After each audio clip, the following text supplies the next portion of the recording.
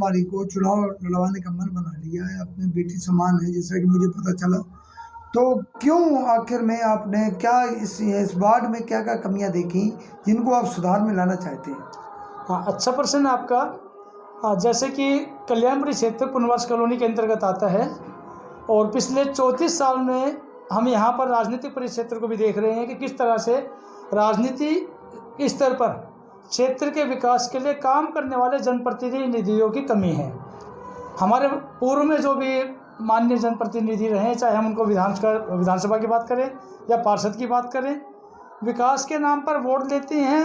आपने भी देखा होगा, आप भी क्षेत्र में आते जाते हैं, अतिक्रमण की समस्या बहुत ज़्यादा है। यहाँ पर महिलाओं में सुरक्षा का अभाव है,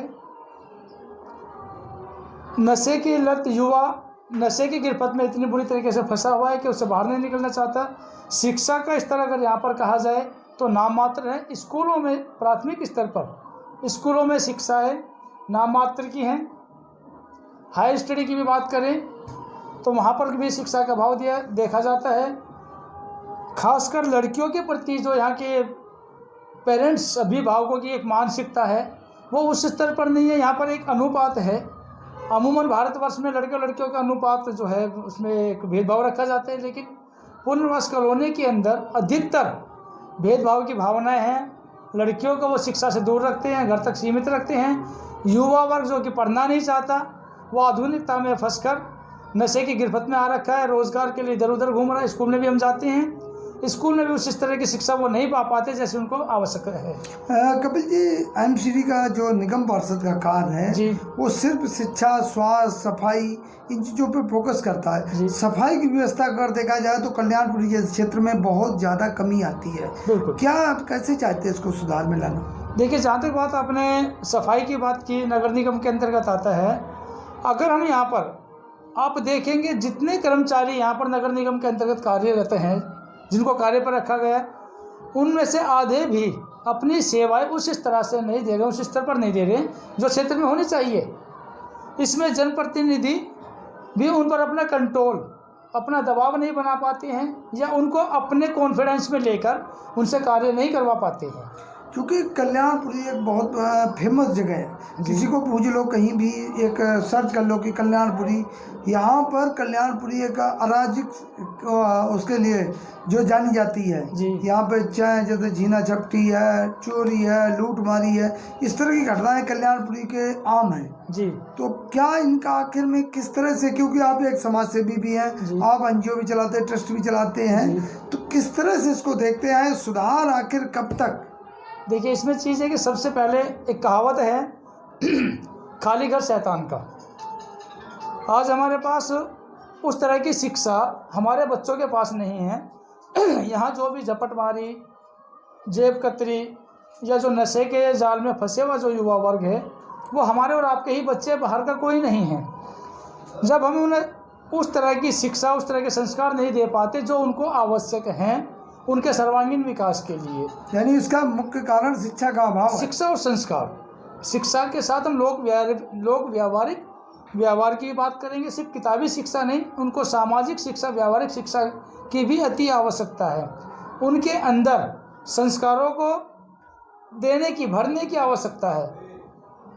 जब तक हम उनको अच्छे संस्कार नहीं देंगे, बेहतर लोक व्यवहार नहीं देंगे, तब तक बच्चा या युवा एक समाज के हित में कार्य करने के लिए, जिसे हम कह सकते हैं कि एक बेहतर उत्पादक नहीं बन सकता। क्या लगता है कि आप जनता के बीच में कल वोट मांगने जाते हैं, जाएंगे, लगातार 28 तारीख तक आप लगातार वोट मांगेंगे, तो क्या क्या समस्याओं को लेके आप चर्चा में रहेंगे? देखिए, अगर देखा जाए तो पिछले लगभग 30 सालों से जो समस्या यहाँ पर अपने वृहद रूप से पैर पसारे हुए हैं, उनमें सबसे ज़्यादा है यहाँ पर अतिक्रमण हुआ, नशे का हुआ, छीना झपटी का हुआ, कानून प्रशासन का, लॉ एंड ऑर्डर जिस तरह से यहाँ पर होना चाहिए वो नहीं है। मार्केटों के अंदर अतिक्रमण, रेहड़ी खोके पटरी वालों को जिस तरह की सुविधाएं मिलनी चाहिए वो नहीं मिल रही हैं। जिस तरह का यहाँ पर सफाई की व्यवस्था होना चाहिए, ढलाव घर की व्यवस्था होनी चाहिए, वो नहीं है।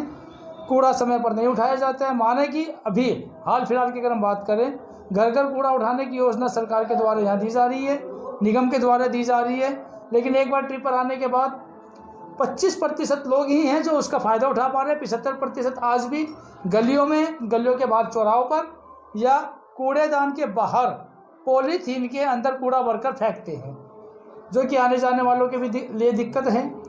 दुर्घटनाएं भी होती हैं। पैदल चलने वाले व्यक्ति कई बार उस पर केले के छिलके पर या जो गंद पड़ी है उस पर फिसल कर गिर जाते हैं, वो दुर्घटनाग्रस्त हो जाते हैं। आने जाने में साइकिल की बात करें या टू व्हीलर की बात करें, आते जाते हुए टायर फिसलने के बाद गिरने की भी समस्या आए दिन देखने में आती हैं।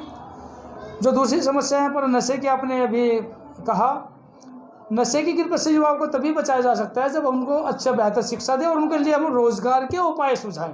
हम उनको व्यावसायिक प्रशिक्षण दें, घरेलू उत्पादक उनको बनाएं, घरेलू उत्पादन, लघु कुटीर उद्योग हम उनको दें, उसका हम उनको प्रशिक्षण दें और उनको रोजगार दें। जब व्यक्ति के पास रोजगार होगा तो वो कहीं ना कहीं नशे से दूर होगा और अपने घर परिवार का पालन पोषण करने के लिए आगे बढ़ेगा। कपिल जी, मेरा एक सवाल है कि आप 6 यहाँ पे कैंडिडेट हैं जी, 6 से आपका मुकाबला है जी। मेन मुकाबला आपका किससे माना जाए? देखिए, अगर मुकाबले की हम बात करें तो अभी तक जैसे कि राजनीतिक स्तर की, अगर यहाँ पर हम बात करते हैं राजनीतिक स्तर की, राजनीतिक स्तर पर यदि देखा जाए तो आज दिल्ली के अंदर जो बड़ी पार्टी है वो आम आदमी पार्टी है, और अगर राष्ट्रीय स्तर पर बात करें तो भारतीय जनता पार्टी है।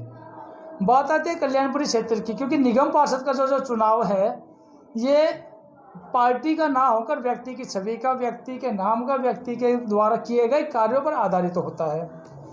उस स्थिति में यदि यहाँ पर कहा जाए तो सीधे तौर पर हमारा मुकाबला भारतीय जनता पार्टी के जो उम्मीदवार हैं उनके साथ है, क्योंकि कांग्रेस यहाँ पर पिछले 10 साल से कहीं पर नहीं दिखाई दे रही है। माननीय धर्मपाल मौर्य जी, जिनकी की पत्नी 2 बार यहाँ से निगम पार्षद रह चुकी हैं, पूरा परिवार उसमें इन्वॉल्व रहा है। यदि उनको विकास ही करना था तो वो पिछले 10 वर्षों में कर सकते थे, उनके कार्यकाल में नहीं हुआ है। आज भी माननीय धर्मपाल मौर्य जी यहाँ से चुनाव लड़ रहे हैं, प्रत्याशी के रूप में हैं।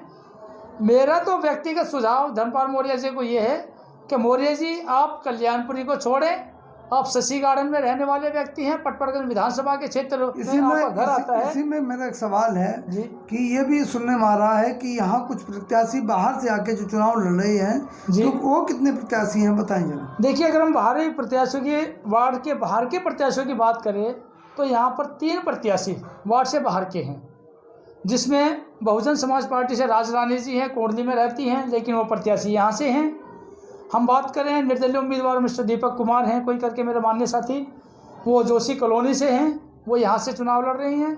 हम बात करें माननीय धर्मपाल मौर्य जी के, शशि गार्डन में रहते हैं, पटपड़गंज विधानसभा में हैं, लेकिन वो चुनाव यहाँ से लड़ रही हैं। 3 प्रत्याशी हमारे यहाँ पर बाहरी हैं, दूसरे वार्डों से आए हुए हैं, और 3 प्रत्याशी कल्याणपुरी के हैं। यानी आपकी क्या राय है कि स्थानीय ही आदमी यहाँ का डेवलपमेंट कर सकता है? देखिए, सिर्फ हम स्थानीय की ही बात नहीं करेंगे, हम चाहते हैं कि यहाँ पर जो भी चुनकर आए जनप्रतिनिधि के रूप में वो शिक्षित हो, समाज के विकास के लिए कार्य करने वाला हो, योजनाओं को, बेहतर योजनाओं को बनाकर उन पर इम्प्लीमेंटेशन करते हुए सरकारी तंत्र को साथ में लेकर कार्य करने वाला हो, क्षेत्र का विकास करने वाला हो, पढ़ा लिखा हो, अनुभवी हो, तजुर्बेकार हो, या ग्रुप ऑफ एक्सपर्टाइज हो।